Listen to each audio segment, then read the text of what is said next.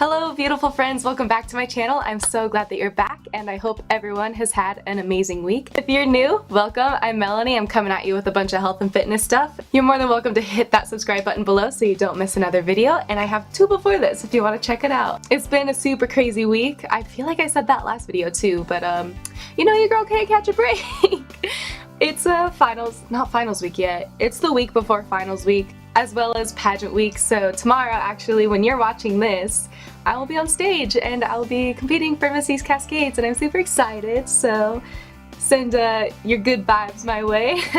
I could not decide what I wanted to do this week for a video. I didn't know if I should do a workout, if you guys wanted to see that, or if I should do another more informational one to like help you get the foundation to make your workouts better. So I ran an Instagram poll on my story, and half of you voted for the workout and half of you voted for the macros, like literally 50-50 straight down the line. So I decided to go with the macros because right after I posted that story, I was getting DMs all day from people that didn't even know what macros were. They were really interested and they just really wanted this video. So here I am, I'm making this video for you. I think the first thing we need to identify before getting into everything is, what is a macro? A macro is short for macronutrient. People are just too lazy to say the nutrient sometimes because it's really not needed. But macronutrients, so it's three main things that, like, three main nutrients in your food. If you look at a nutrition label on like your cereal or something, it'll have like the calories per serving and all that, and then it'll have like fat, carbs, sodium, whatever. The bolded things in the nutrition label, I don't have one with me. Why didn't I bring one? Ooh, got some Altoids. Alright, sweet. I don't know if this will actually, nope, it's not gonna focus. But, so you have your nutrition facts, right, on the back here. And in the bulk here, you'll see total fat, total carb, and protein at the bottom. For Altoids, there's 0 of, oh no, there's 2 carbs. 2 grams of carbs. So that's where you find your macros on your food. Counting macros, what that does is it really kind of fine-tunes your nutrition. So whatever you're doing in the gym, your nutrition is supplementing that and making that even more effective. And I've always found that I'm very bad at intuitive eating. Like, that's another option that people do, is intuitive eating. It's not as strict as counting macros, but I'm really bad at that. I'm really bad at like guesstimating things. You know those games of like, guess how many Starbursts are in this bottle? I'm awful at it. I can't do it.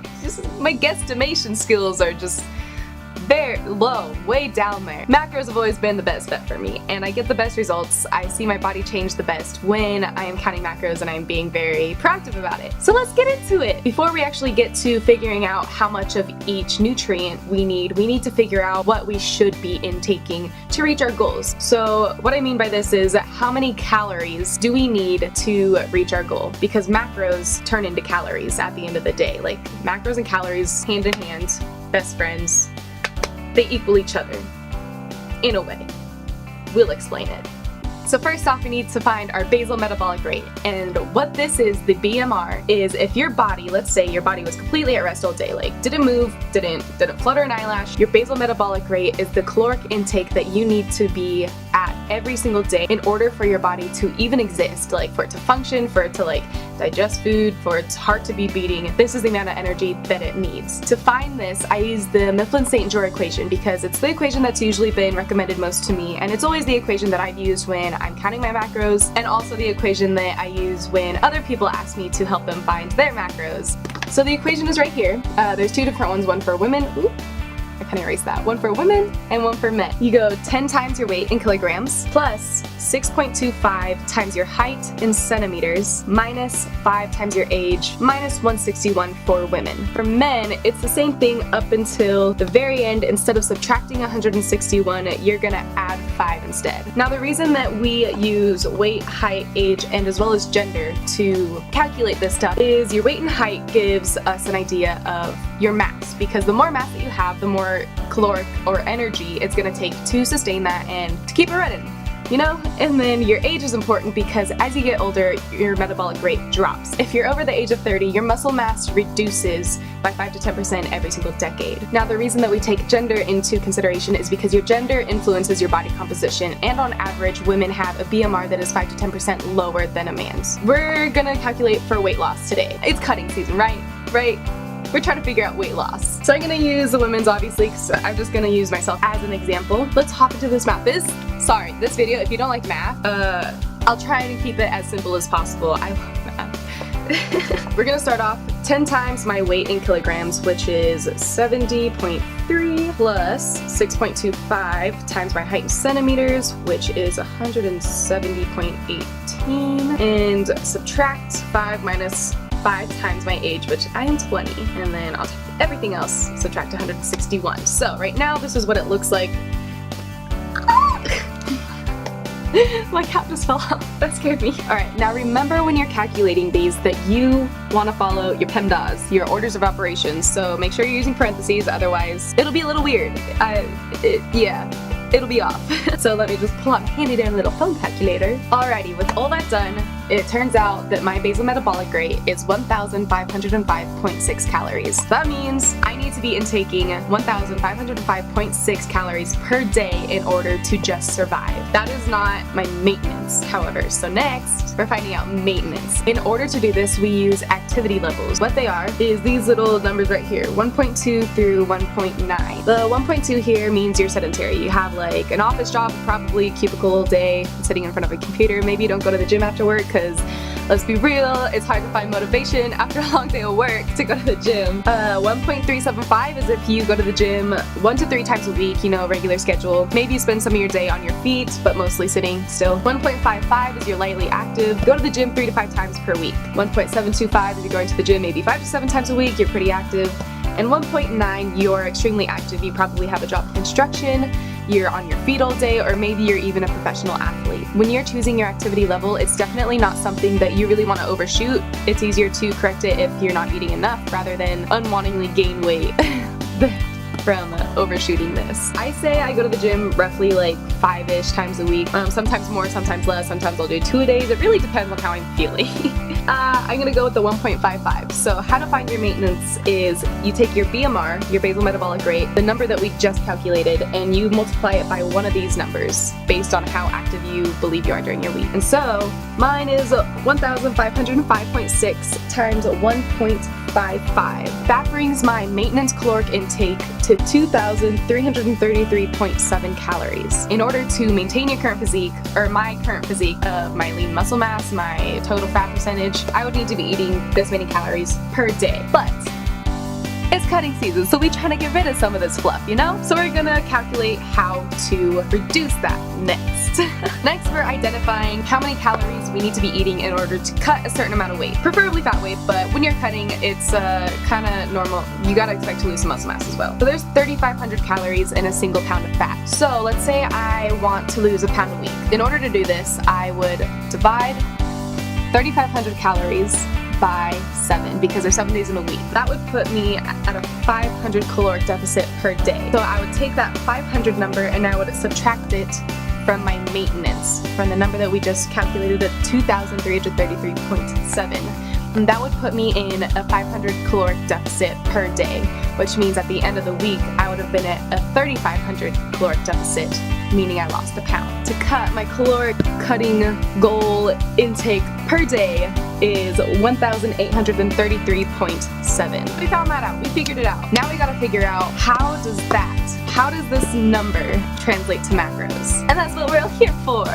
So we're gonna break this number down into fats, proteins, and carbs. And let's talk about how to do that. Whenever I'm calculating these, I usually start with protein first. I'm gonna write protein down right here. Now, this kind of varies from person to person. I typically use 1 as my number. Anywhere between 0.8 and 2.0 times your goal weight is the goal amount of grams you want to be eating for protein. Let's say my goal weight is 145, so I want to lose 10 pounds. So I would take 1 times 145, and that equals 145. And so that's the amount of grams of protein I'd want to be eating per day. Now these translate into calories. So 1 gram of protein equals 4 calories. So in order to find how many calories this is, I just multiply this number right here by 4. And that's how many calories I'm intaking if I intake 145 grams of protein. I'd be eating 580 calories of protein a day. Now next is fat. For fat, I've always done just 0.4 times my goal weight. So 0.4 times 145 would equal 58 grams. For fat,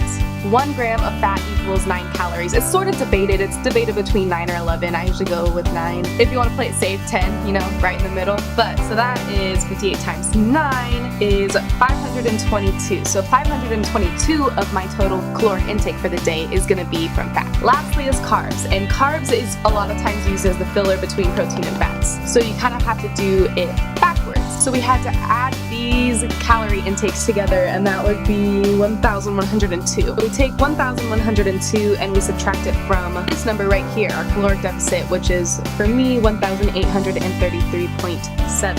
And that would give us 731.7 calories from carbs. In order to get it to grams, we divide that by 4, because 1 gram of carbohydrate equals 4 calories. If we divide this number by 4, we get 182.9, which is the amount of grams of carbs that you want to be eating. And that is how I calculate my macros. If you have never calculated macros before, this is a really good place to start, just like to get going, to see how your body is reacting to having a very specified amount of food. However, if you have been counting macros for a while, or you know your body extremely well, these might not be the best for you, because as you start to get to know your body, you know what works best for you, and you can adjust these further. So what I know about myself is that if I'm trying to cut, I cannot be eating that many carbs. It doesn't really work well for my body. This is just an outline to get you started so you can get to know your body well enough to be able to adjust it and fine-tune it for yourself, because everybody's macro setting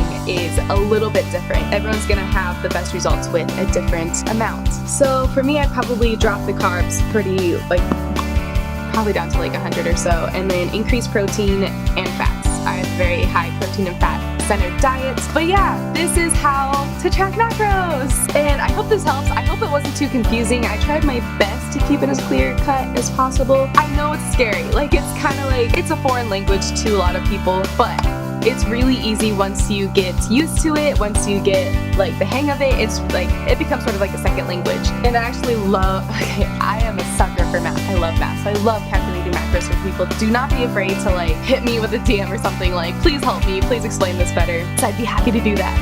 I hope this video really helped you figure out some nutritional things, gave you some resources to be able to make your own macros and really get those results going. Once again, I tried keeping this video shorter, so hopefully it's a lot shorter actually. Because my videos have been kind of long. I'm sorry about that. But this one I'm hoping is a real quick one, just a little piece of information to get you going, and I'll be hitting you with some workouts next week, I promise. Thank you so much for being here. It means the world to me, and I love it so much. I love you guys. But I hope everyone is having a wonderful week, a wonderful Saturday, and I will see you in the next video, which will be next Saturday. At the very end of this, in the little whatever linkage thing will be my most latest video, and be sure to subscribe. I'd love to have you. But have a wonderful week. I love you guys, and I'll see you next time.